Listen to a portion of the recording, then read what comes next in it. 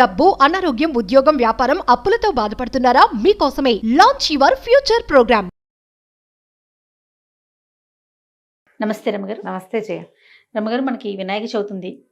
ఈ సందర్భంగా ఏదైనా గణపతి దేవాలయం, మనందరికీ గణపతి దేవాలయం అనగానే కాణిపాకమే గుర్తొస్తుంది. కాణిపాకం గురించి మనం ఆల్రెడీ మాట్లాడుకున్నాము.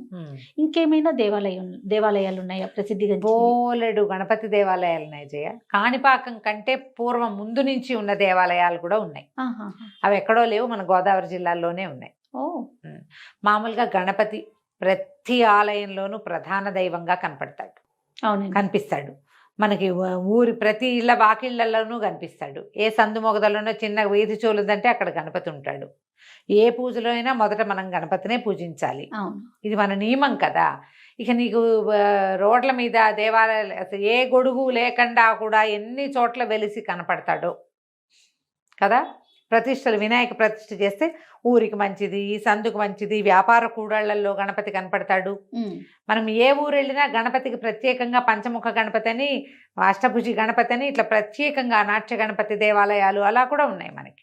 విశేషంగా గణపతి అంత మమేకంగా ఉంటాడు మనతో పాటు. అవును. అయితే మనకి తూర్పుగోదావరి జిల్లా అయినవిల్లి క్షేత్రం ఒకటి ప్రత్యేకమైంది. దీంతో పాటుగా ఇంకా ఉన్నాయి గోదావరి జిల్లాలోనే ఇంకా మంచి మంచి క్షేత్రాలు. గోదావరి జిల్లాలో ఎన్ని దేవాలయాలు రమ్మగారు. అవును, చూసిన కొద్ది అవి కూడా చాలా పురాతనమైన దేవాలయాలు కదండి.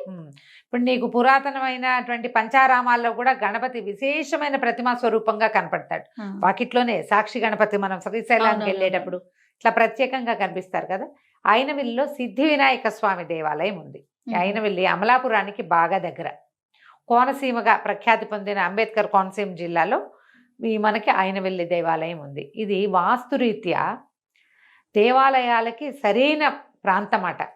పర్వతాలు నదులు కలిసే చోటు ఇక్కడ ఇది. నేను వెళ్ళినప్పుడు గోదావరి కాలువలో స్నానం చేసి దర్శనం చేసుకున్నాను నేను. పక్కనే ఉంది కాలువ కూడా. గోదావరి కాలువ నడుస్తూ ఉంటుంది, పక్కనగే దేవాలయం కనపడుతుంది. 2 రాజగోపురాలు ఉన్నట్టు 2 గోపురాలు కనిపిస్తాయి అన్నమాట ఈ దేవాలయంలో. అయితే గణపతితో పాటు పరమేశ్వరుడు కొలువై కనిపిస్తాడు. అమ్మ నాన్న ఇద్దరు ఉన్నారు. మరి తర్వాత మామయ్య అత్తయ్య కూడా ఉన్నారు. కేశవస్వామి, శ్రీదేవి భూదేవి సమేత కేశవస్వామి కనిపిస్తాడు. కాలభైరవ క్షేత్రం ఉంది. సుబ్రహ్మణ్యం కనపడతాడు. అందరూ కనిపిస్తారు దేవాలయంలో. ఇది మనకి దీనికి పూర్వగాథ ఏం చెప్తారంటే, దక్షయజ్ఞం చేసినప్పుడు మొట్టమొదట గణపతి పూజ ఈ ప్రాంతంలో ఈ దేవాలయం దగ్గరే చేయబడింది అని చెప్తారు. ఈ ప్రాంతంలోనే దక్షయజ్ఞం అంటే మన దక్షవాటికి ఎక్కడ ఉంది, మనకి దగ్గరలోనే కదా అవన్నీ క్షేత్రాలు ఉన్నాయి. వీరభద్రుడు ఆ క్షేత్రాలన్నీ దగ్గరలోనే ఉన్నాయి. ఇక్కడ గణపతి పూజ చేయబడిందని, ఆ చేయబడిన గణపతి ఇప్పుడు మనం చూస్తున్న గణపతి అని ఒక గాథ చెప్తారు. ఇంకొక ప్రఖ్యాతమైన గాథ ఏం చెప్తారంటే, వేదవ్యాసుడు దక్షిణ భారతదేశ యాత్ర ప్రారంభిస్తూ ఇక్కడ గణపతిని ప్రతిష్ఠ చేశాడని, ఆ గణపతే సిద్ధి. ఆయన దక్షిణ భారతం అంతా చక్కగా తిరిగారు, సిద్ధి లభించింది, అందుకని ఇక్కడ సిద్ధి గణపతిగా చెప్తారని ఇంకొక గాథ చెప్తారు. శ్రీపాద శ్రీవల్లభ చరితామృతంలో ప్రత్యేకంగా కనపడుతుంది. ఇక్కడట గణపతి హోమం, చాలా అద్భుతమైన హోమం చేస్తే గణపతి ప్రత్యక్షమయ్యాడట. ఇక్కడ ప్రత్యక్షమైతే గణపతి కనపడిన ఆ మహాస్వరూపంగా కనిపిస్తాడు కదా. అది కొంతమంది ఋత్వికులుగా కూర్చున్న వాళ్ళు, యాజకులుగా కూర్చున్న వాళ్ళు హేళనగా నవ్వేసరికి వాళ్ళని శపించాడట గణపతి. వాళ్లే మూగా చెమిటి వాళ్ళుగా పుట్టారని, వాళ్ళని రక్షించడానికి కాణిపాక వినాయకుడు వచ్చాడని గాథ. అంటే కాణిపాకానికి పూర్వక్షేత్రం ఇది. మనకి మామూలుగా మనం శైవము వైష్ణవము మనకు తెలుసు కదా. మామూలుగా మనకు అందరూ కనిపిస్తారు, నిలువుబొట్టు అడ్డబొట్టు అని సింపుల్గా చెప్పేసుకుంటాం. అయితే 5 రకాల మతాలు ఉండేవి భారతదేశంలో. ఈ 5 మతాల్లో శైవము వైష్ణవము ఇప్పటికీ కనపడతాయి. ఇవి కాకుండా శాక్తేయము, శక్తి మతానుయాయులు, అమ్మవారినే పూజించేవాళ్ళు. సౌరం, సూర్యమతానుయాయులు, కేవలము సూర్య పూజ. నీకు తెలుసా, ఆయన ఉన్నారు కదా మన విక్రమార్క, ఆయన చెప్తారు కదా, విక్రమాదిత్య ఏం చెప్తారు, సూర్యోస్మి అంటారు, నమస్కారం అంటాను కూడా. సౌరమతానుయాయులు. ఇవి కాకుండా 5వ మతం గాణాపత్య మతం, గణపతి మతం. మనకి పంచాయతన పూజా విధానం అనేది భారతదేశంలో ప్రఖ్యాతమైన విధానం. ఈ ప్రఖ్యాతమైన ఈ విధానాల్లో ఉండే 5గురు ప్రధాన దైవాలు విష్ణువు, శివుడు, శక్తి, దాన్ని ఆవిడనే ఏమంటారంటే గౌరి, అంబిక అంటారు. సూర్యుడు, గణపతి, వీళ్ళు 5గురు. ఇప్పుడు ఈ 5గురులో విశేషమైన దేవాలయాల్లో ఎవరు ప్రధాన దైవం అయితే వారు మధ్యలో ఉండి మిగిలిన 4 4 పక్కల ఉంటారు. అవును. అట్లా ఇప్పుడు గణపతికి సంబంధించిన ఆలయము అలా విశేషం అనుకో, గణపతి ప్రధాన దైవం, 4 పక్కల అంబిక, సూర్యుడు, శివుడు, విష్ణువు ఉండవలసిందే. అలా ఉన్న క్షేత్రము చాలా ప్రఖ్యాతమవుతుంది, చాలా పవర్ఫుల్గా కూడా ఉంటుంది. ఓకే.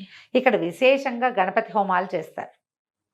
ఇట్లా నది పక్కన ప్రవహిస్తూ చోట ఉండేటువంటి దేవాలయాలు అక్కడ మహత్యం హెచ్చుగా ఉంటుందని చెప్తారు. గణపతికి మన మనసులో కోరిక నివేదిస్తే సంవత్సరం తిరిగేసరికి పూర్తి చేస్తాడు దాన్ని. ఏడాది లోపలే కొంతమంది పనులు అయిపోతాయి. గణపతి హోమాలు విశేషంగా చేస్తారు. 2 గోపురాలు ఉన్నాయని చెప్తున్నాం కదా, అందులో పరమేశ్వరుడు ఉన్నాడు, విష్ణువు, అన్ని రకాల దేవాలయాలు మనకి లోపల దర్శనమిస్తాయి. స్వామి విశేషంగా కనపడతాడు. స్వయంభూ ప్రతిమలు ఉన్నటువంటి దేవాలయాల్లో ప్రత్యేకమైన దేవాలయంగా ఈ అయినవెల్లి సిద్ధి వినాయక స్వామిని కూడా చెప్పుకోవాలి. ఆ ప్రాంతానికి వెళ్ళిన వాళ్ళు, మనం అమలాపురం అటువైపు వెళ్తాం, కాకినాడ వెళ్తాం, ఏదో వెళ్తుంటారు, కార్లలో వెళ్తే కనుక మీరు చాలా సులువుగా దర్శనం చేసుకోవచ్చు. గణపతి దర్శనం చేయాలి ప్రత్యేకమైన దేవాలయాల్లో అంటే మీరు కాణిపాకం కంటే పూర్వక్షేత్రమైన దీనిని దర్శిస్తే విశేషమైన ఫలితం లభిస్తుంది. తేలిక రోడ్డు దారి చేరుకోవడం కూడా అమలాపురానికి ఒక 12-13 కిలోమీటర్ల దూరం ఉంటుందంటే, ఆ కోనసీమ కాబట్టి పచ్చగా అందంగా ఉంటుంది. వాతావరణం చాలా బాగుంటుంది. నిత్యము అర్చనలు సాగుతూ ఉంటాయి. ఏదైనా హోమానికి డబ్బులు కట్టి మనం అవకాశం ఉంటే హోమంలో పాల్గొంటే కూడా మంచిది. గణపతి హోమాలు చేయటం వల్ల విద్యా వ్యాపార అభివృద్ధి జరుగుతుంది. మనకి ఏ విషయంలో అయినా సరే, సంతానం లేదు గణపతి, సంసారంలో సమస్యలు గణపతి, సంతానానికి విద్య లేదు గణపతి, ఆరోగ్యం సరిలేదు గణపతి, మానసిక ఆరోగ్యం బాగుండలేదు గణపతి, ప్రతి సమస్యకి, యుద్ధ రంగంలో ఇబ్బంది, ఏవో ఫైటింగ్, ఎవరితోటైనా శత్రుబాధ ఎక్కువగా ఉంది గణపతి. ఈయన అన్ని ప్రశ్నలకి సమాధానం చెప్పగలిగేవాడే గణపతి అని చెప్తారు. ఇట్లా స్వయంభూ క్షేత్రాల్లో దర్శనం కనుక చేసుకుంటే ఏదో మన సమస్య అక్కడ స్వామివారికి నివేదన చేసుకుని, నాయన ఇది నాకు వచ్చిన కష్టం అని చెప్పుకుని మళ్ళీ వెళ్ళి మనం మొక్కు తీర్చుకోవచ్చు. ఎక్కడో వెళ్ళలేని దూరము, చేరలేని పరిస్థితులు కావు. అవును. విజయవాడ నుంచి సింపుల్, చాలా తొందరగా వెళ్ళిపోతాం. అవునండి. అవకాశం ఉన్నవాళ్ళు తప్పకుండా దర్శనం చేసుకోండి. ఈ వినాయక చవితి సందర్భంగా అక్కడ విశేషమైన పూజలు జరుగుతాయి. ఈ 10 రోజులు విశేషంగా ఉంటుంది. కార్తీక మాసంలో కూడా అక్కడ విశేషమైన సేవలు జరుగుతాయి. అవకాశం ఉన్న వాళ్ళు దర్శనం చేయండి. తప్పకుండా రవి గారు. నమస్తే. నమస్తే జయ.